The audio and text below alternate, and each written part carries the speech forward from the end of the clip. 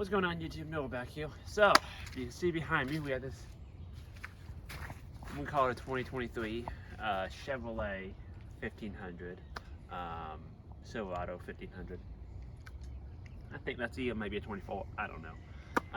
But it is a Uhaul truck. And we have been using it the past week and a couple days for a welding truck. I don't know if U-Haul is going to frown upon this, but it is what it is. Let's show y'all kind of how we got this thing set up. Oh, so before I get into showing that, long story short, the reason we have I'm using a U-Haul is one of my F-250 pickup is in the shop for some body work.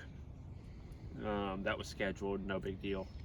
And then I had some transmission issues with my F-450 again, so that's back in the shop. We're actually going to go pick it up today, so we're going to get all this stuff out so we can drop this off today as well.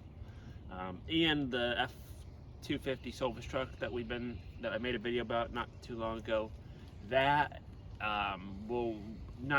wasn't quite ready to be on the road. We got some paperwork stuff that we got to get straightened out with that truck. So all in all, that's what we're doing. We'll show you how we have this set up. Some of y'all might remember this. This is my welding skid that I had in my 250. It actually has the Bobcat in it. Literally Sunday, today's Tuesday.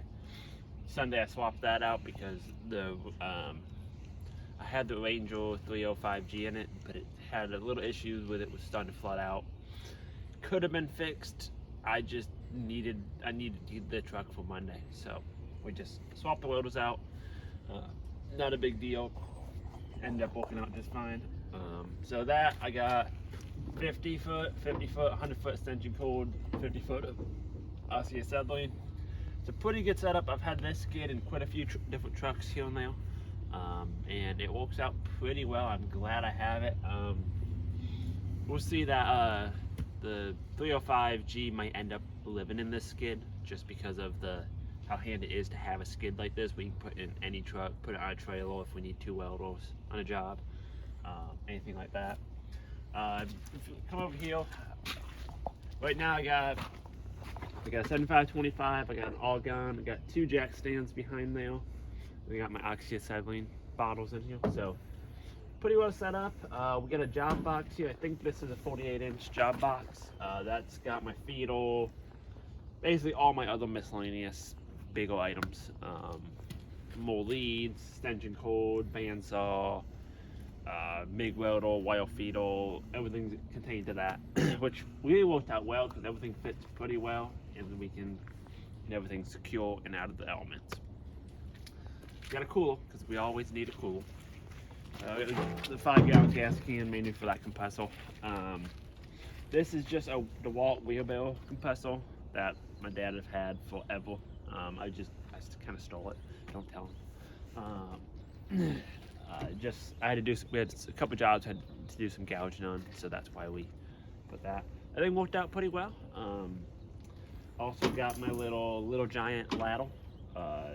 This is a very useful ladle. It's the 17-foot model. It's for those of y'all that don't know, it's a step ladle. It's a extension ladle, and it can be a 4-foot step ladle or it can be an 8-foot step ladle. So it's pretty versatile. If you're running a rig, I suggest you put one of these on your truck just because you always need a ladle of some sort. It's not the end-all be-all, but it'll get mostly everything done that you need. And then we'll go on the other side, and then that's pretty much it.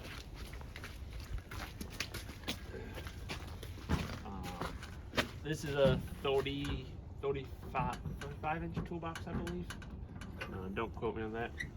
Oh, 36-inch, not 35. It's a royal disaster, but we were just trying to get done with the job.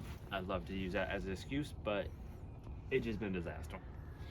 Got my grinders, got all my rods in here, socket set, impact, everything for the most parts in here. So I put a little shelf I took this shelf out of my 450 and I ended up cutting it up and making 2 levels to get a little more organization.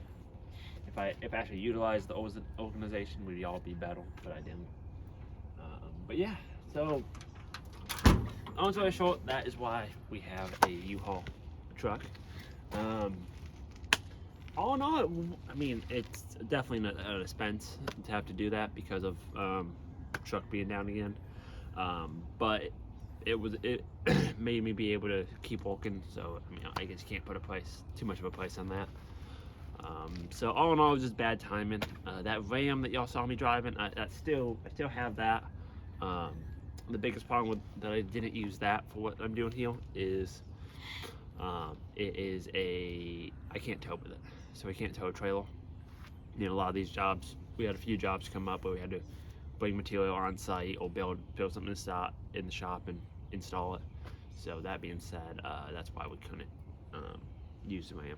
But all in all, I gotta say the I think it's a 20. We'll call it a 2023 Silverado. It's not a bad truck. Drives good, tows good. I think we're getting like 14 miles a gallon, which isn't bad. It's better than any of my trucks.